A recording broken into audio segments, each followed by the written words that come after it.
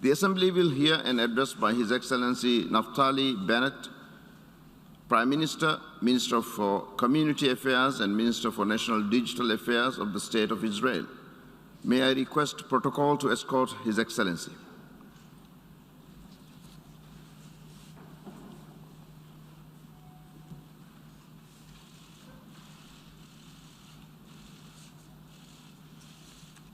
I have great pleasure in welcoming His Excellency Naftali Bennett, Prime Minister, Minister for Community Affairs and Minister for National Digital Affairs of the State of Israel. I invite him to address the General Assembly. Thank you, Mr. President. Distinguished delegates, Israel is a lighthouse in a stormy sea, a beacon of democracy, diverse by design, innovative by nature, and eager to contribute to the world despite being in the toughest neighborhood on earth. We are an ancient nation, returned to our ancient homeland, revived our ancient language, restored our ancient sovereignty. Israel is a miracle of Jewish revival.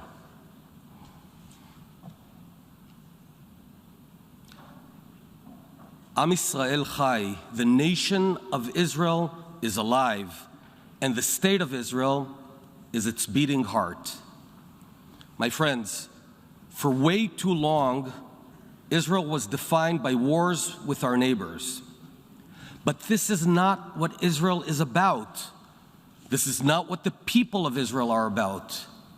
You see, Israelis don't wake up in the morning thinking about conflict.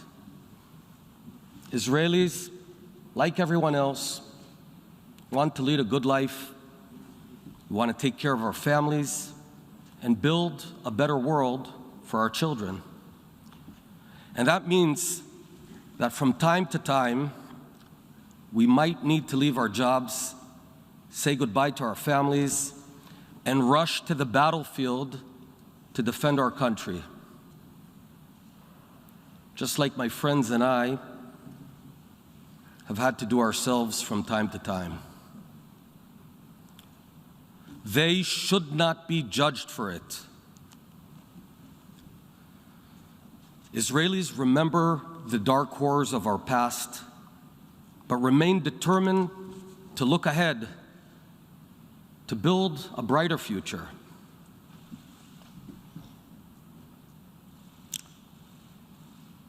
Distinguished delegates, there are two plagues that are challenging the very fabric of our society at this moment. One, of course, is the coronavirus, which has killed over 5 million people around the globe. The other has also shaken the world as we know it, and it's the disease of political polarization. Both coronavirus and polarization can erode public trust in our institutions. Both can paralyze nations. If left unchecked, their effects on society can be devastating. In Israel, we faced both. And rather than accept them as a force of nature, we stood up, we took action, and now we can already see the horizon. In a polarized world where algorithms fuel our anger, people on the right and on the left operate in two separate realities, two separate spheres, each in their own social media bubble. They hear only the voices that confirm what they already believe in. And then people end up hating each other. Societies get torn apart because they're not hearing each other. Now, countries that are broken from within can get nowhere.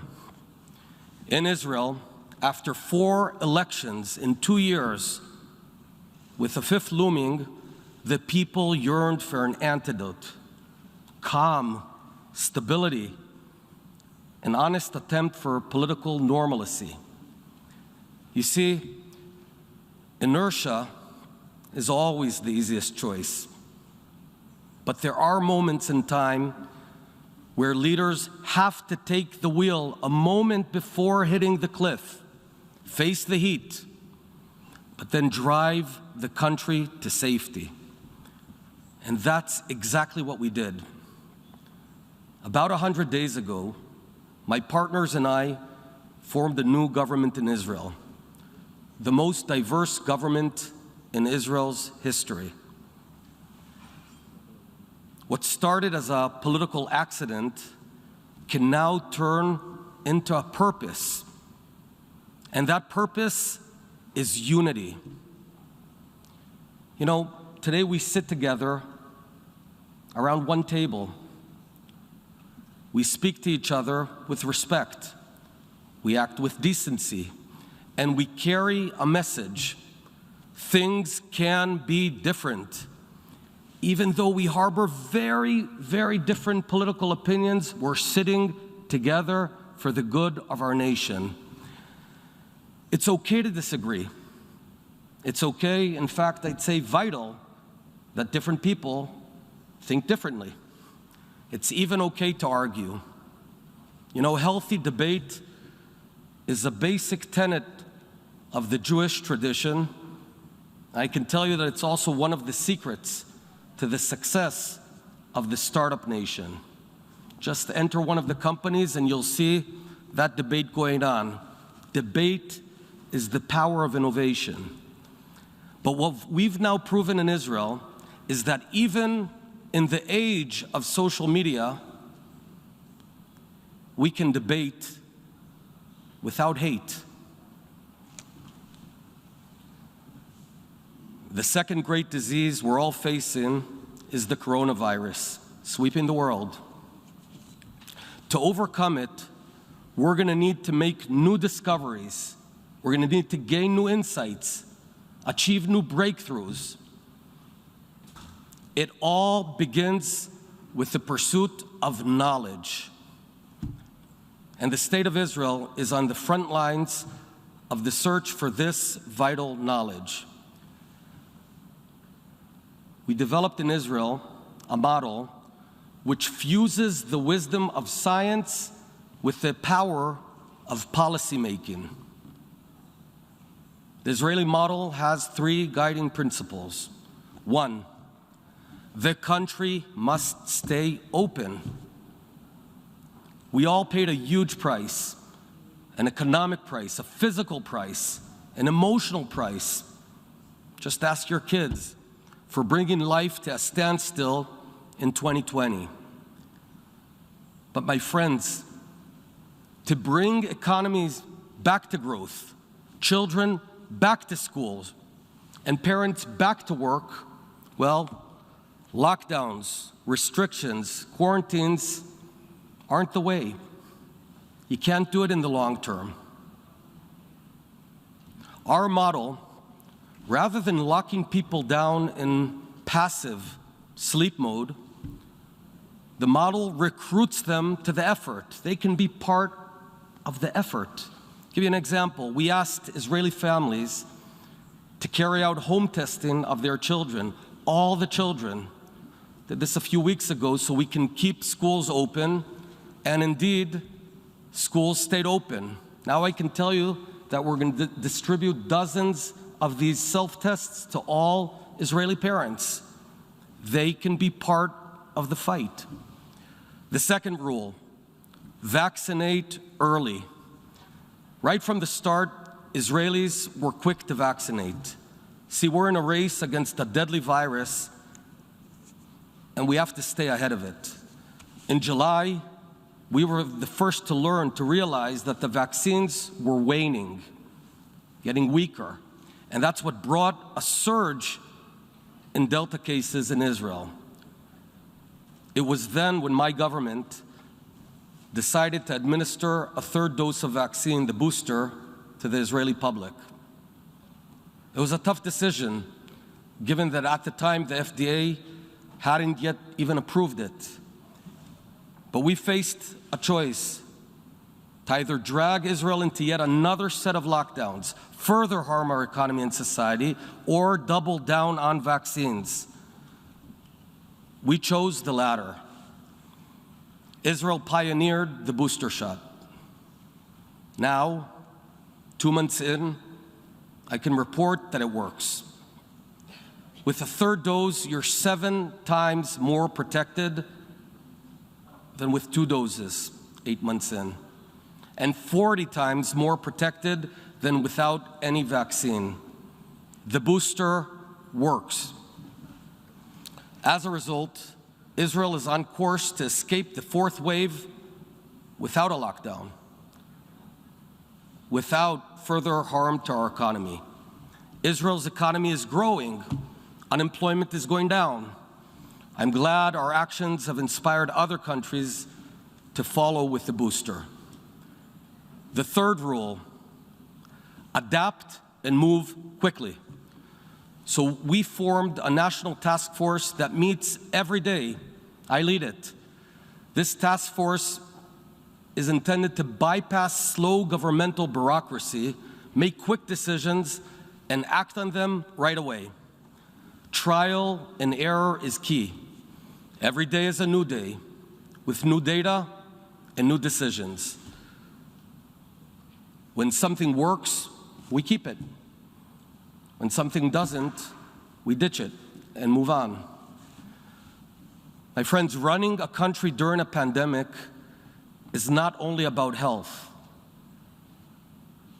It's about carefully balancing all aspects of life that are affected by Corona, especially jobs and education.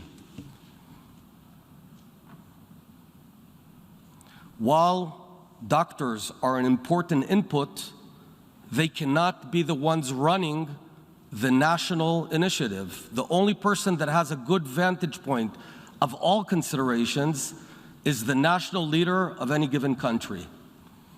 Above all, we're doing everything right now in our power to provide our people with tools needed to protect their lives. The ancient Jewish texts, the Talmud, says, whoever saves one life is as if he saved an entire world. And that's what we aspire to do. Distinguished delegates, while Israel strives to do good, we cannot lose sight for one moment of what's happening in our neighborhood.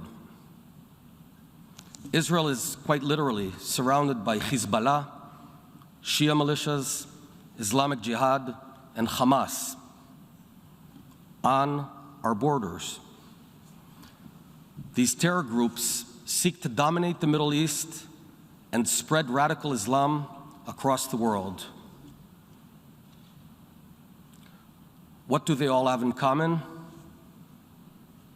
They all want to destroy my country, and they're all backed by Iran. They get their funding from Iran. They get their training from Iran. They get their weapons from Iran.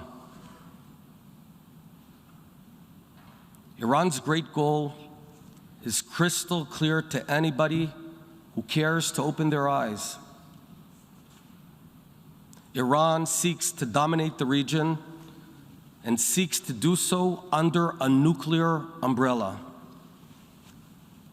For the past 3 decades, Iran spread its carnage and destruction around the Middle East, country after country: Lebanon, Iraq, Syria, Yemen, Gaza. What do all these places have in common? Well, they're all falling apart. Their citizens hungry and suffering. Their economies collapsing. Like the Midas touch, Iran's regime has the mullah touch. Every place Iran touches fails. And if you think Iranian terror is confined to Israel, you're wrong. Let me tell you some news. Just this year, Iran made operational a new deadly terror unit, a startup, swarms of killer UAVs armed with lethal weapons that can attack any place at any time. They plan to blanket the skies of the Middle East with this lethal force. Iran has already used these deadly UAVs, called Shahid 136, to attack Saudi Arabia, American targets in Iraq, civilian ships at sea, most recently killing a Brit and a Romanian. Iran plans to arm its proxies in Yemen, Iraq, Syria, and Lebanon with hundreds, and later on thousands, of these deadly UAVs. So you can ignore it, but experience tells us that what starts in the Middle East doesn't stop there.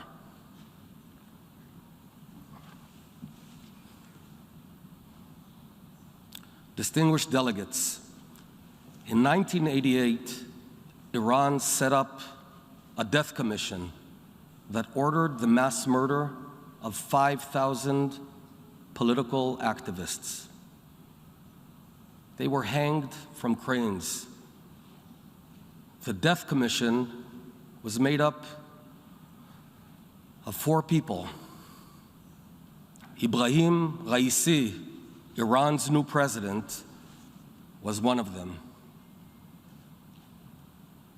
Raisi also oversaw the murder of Iranian children.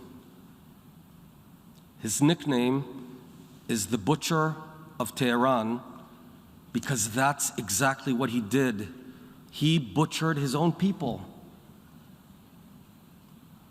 One of the witnesses of this massacre stated in her testimony that when Raisi would finish a round of murder, he'd throw a party, pocketing the money of those he just executed minutes ago, and then he would sit down to eat cream cakes.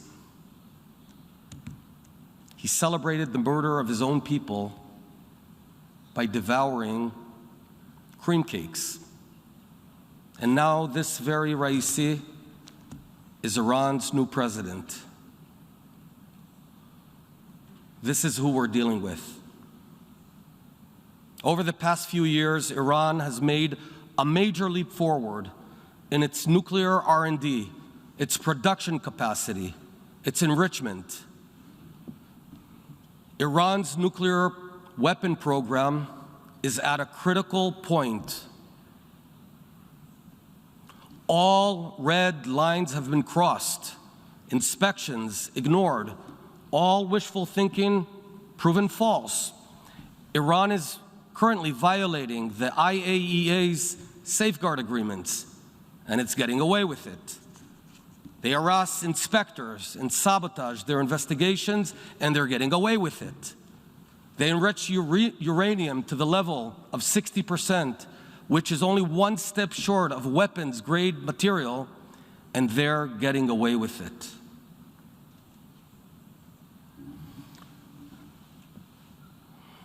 Evidence which clearly proves Iran's intentions for nuclear weapons in secret sites in Turkuzabad, Tehran, and Marivan is ignored. Iran's nuclear program has hit a watershed moment, and so has our tolerance. Words do not stop centrifuges from spinning. There are those in the world who seem to view Iran's pursuit of nuclear weapons as an inevitable reality, as a done deal, or they've just become tired of hearing about it. Israel doesn't have that privilege. We cannot tire. We will not tire. Israel will not allow Iran to acquire a nuclear weapon. And I want to tell you something. Iran is much weaker much more vulnerable than it seems. Its economy is sinking. Its regime is rotten, divorced from the younger generation in Iran. Its corrupt government fails to even bring water to large parts of the country. The weaker they are, the more extreme they go to hide their weakness. And I'm telling everyone, if we put our heads to it, if we're serious about stopping it, if we use our resourcefulness, we can prevail. And that's exactly what we're going to do. My friends, not everything is dark in the Middle East. Alongside worrying trends, there are also rays of light. First and foremost, the growing ties Israel is forging with Arab and Muslim countries. Ties that began 42 years ago with Israel's historic peace with Egypt, continued 27 years ago with our peace agreement with Jordan, and even more recently with the Abraham Accords that normalized our relations with the United Arab Emirates, Bahrain, and Morocco. More is to come. At a ripe young age of 73, more and more nations are coming to understand Israel's value and unique place in the world. Well, some friends have stood with us since our founding. The United States of America is a long-time trusted friend and ally of Israel, as we saw yet again just a few days ago in Congress. Alongside our old friends, we're gaining new friends in the Middle East and beyond. Last week, this manifested itself with the defeat of the racist, anti-Semitic Durban Conference. This conference was originally meant to be against racism, but over the years turned into a conference of racism against Israel and the Jewish people. The world's had enough of this. I want to thank the 38 countries, 38, who chose truth over lies and skipped the conference. And to those countries who chose to participate in this farce, well, I can only say, attacking Israel doesn't make you morally superior. Fighting the only democracy in the Middle East doesn't make you woke. Adopting cliches about Israel without even bothering to learn the basic facts, well, that's just plain lazy. My friends, every member state in this building has a choice. It's not a political choice. It's a moral one. It's a choice between darkness and light. Darkness that persecutes political prisoners, murders the innocent, abuses women and minorities, and seeks to end the modern world as we know it. Or light that pursues freedom, prosperity, opportunity. Over the past 73 years, the state of Israel, the people of Israel, have achieved so much in the face of so much. And yet, I can say with full confidence, our best days are ahead of us. Israel is a nation of great hope, a nation that's brought the heritage of the Torah to life in modern-day Israel, a nation of an unbreakable spirit. מעט מן האור דוחה הרבה מן החושך. A bit of light dispels much darkness. The lighthouse among the stormy seas stands tall, stands strong, and her light shines brighter than ever. Thank you.